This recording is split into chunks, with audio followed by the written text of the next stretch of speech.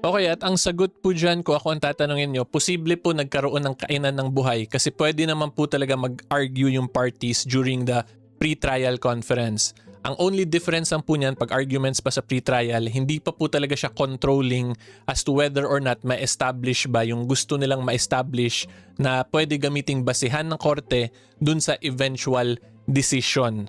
Okay, so medyo ano po yun, madami tayong liko-liko doon, but to further simplify it, posible pong magka-argument sa pre-trial pero hindi lang siya conclusive pa talaga kasi yung actual issues na mare-resolve po yung actual issues, dun yun talaga sa trial proper. Pero dito po kung makita nyo ang highlight ko, stipulation of facts.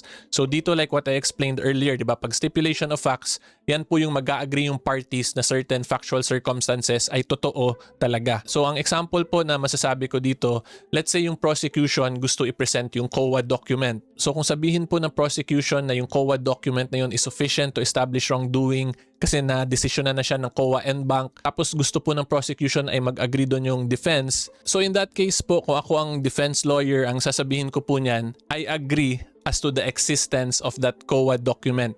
Kasi nilabas naman po talaga yun, di ba? In-issue talaga ng COA at dinesisyonan ng COA and bank.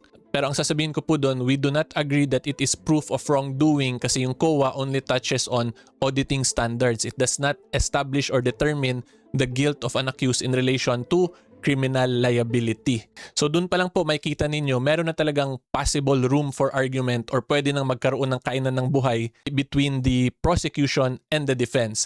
Pero i-clarify ko lang din po hindi ko sinasabi na yung COA document yung basis nung nagkaroon daw nung alleged kainan ng buhay between the prosecution and defense.